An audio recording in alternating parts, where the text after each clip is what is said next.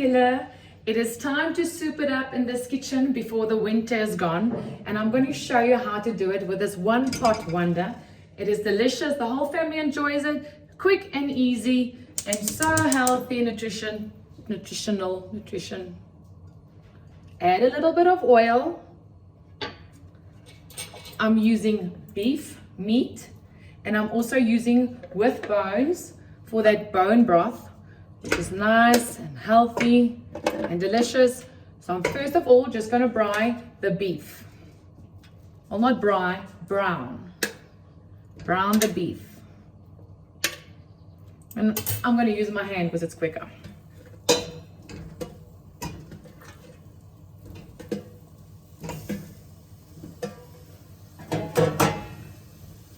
Once I start browning it, I'm going to use Old Faithful salt and pepper seasoning from Woolies. Adding a little of salt and pepper. Please note that I pre-boiled the kettle and I put my tomatoes in there for easy peeling.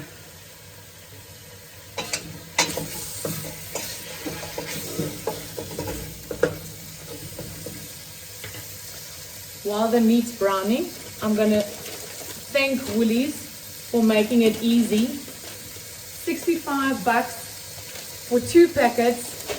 Vegetables already chopped and ready to go in once the meat's brown.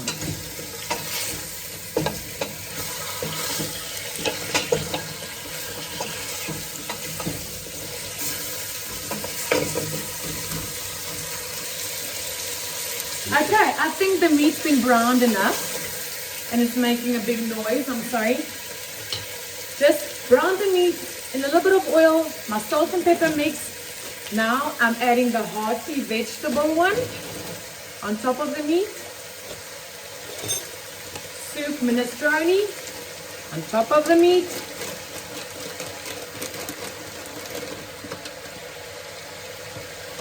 I'm adding a little bit of vermeil spice to the veggies once I've opened it. I love this spice from Discam. It's really full of flavor and delicious. And I'm going to brine again. A little bit of the veg brine in between the meat.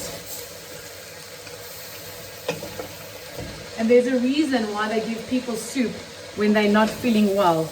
It is a nutritional powerhouse. There's protein, minerals, vitamins, you name it. It is good for nasal congestion, sore throat, joint and muscle pain, inflammation.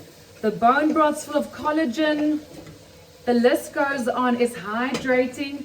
They even say it's good to have it before a meal because it digests the food better once you have soup and then go over to your meal. Suppose it's a good starter.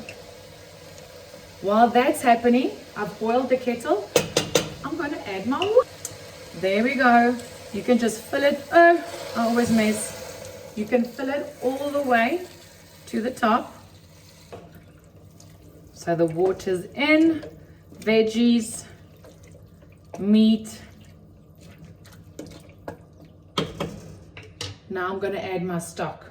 I know we're not doing chicken soup, but I love adding chicken stock to any beef casseroles or potjies or anything I'm doing. So just half a tablespoon chicken stock,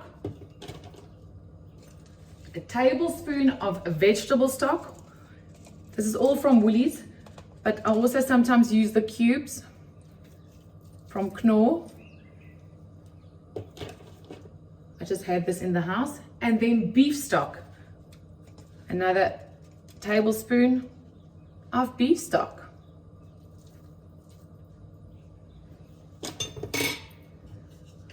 I'm going to let that simmer while I peel and dice my tomatoes. Now it's time for the tomatoes. As I said, I leave it in warm water for easy peeling. Sorry for all the weird angles, but I want to show you. Can you see there? I'm cutting on the stove so you can see. Peel your tomato. cut out all ugly pieces, peeling the tomatoes. And then don't get it fried. If your soup's skiffing, boiling like this, once you turn it down to low, to put it all day, it will go away. That's all that deliciousness happening, smelling delicious. And all I do is I finely dice the tomatoes. You can also grate it in, but I don't feel like grating my fingers now. Get out the ugly pieces.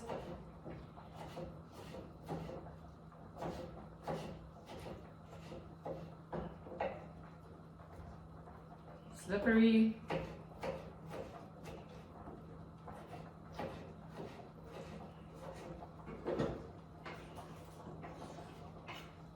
And you do that with all 4 your tomatoes. I'm adding the 4 tomatoes. I've already added 1 to the soup. I'm going to turn it a bit down, so it just spritz all day. You can do it in a slow cooker. I'm going to add a little bit more boiling water, and I'm going to leave it for the rest of the day. I'm exactly 3 hours later.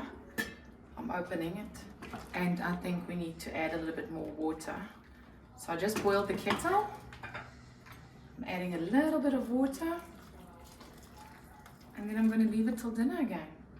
If you feel like it's not enough spiced, then you can just add some more spice.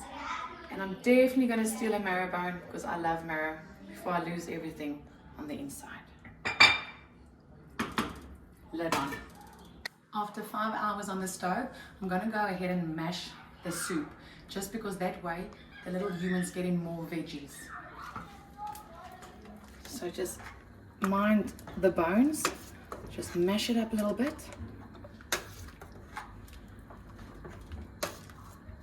And it becomes nice and thick, but some people like it a little bit more thinner. Well, that means my oil's ready for the croutons. Now I'm going over to the croutons. I'm gonna, I took this nice fresh bread from Checkers. I'm gonna make my own croutons. And if you wanna be fancy, you can just cut off the edges. I don't wanna do that because then I waste. Yep. It's happening, it's ready. So you put in a few at a time. Remember to separate it. It's time to take it down a little bit. You can separate it. Once it's done, I take it out into this bowl, drain or take off the excess oil and spice it with herbamare. I've used a French loaf and I just made some garlic with butter, garlic, olive oil and some spice, herbamare spice again. We're on the herbamare today. I'm just going to grill these in the oven.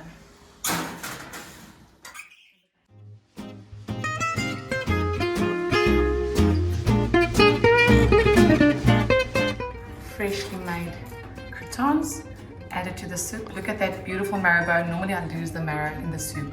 I'm so glad I've got that. I'm going to finish it off with some parmesan, which I had in the house, and I'm opting for the garlic French loaf and some coriander, which I like. And there we go.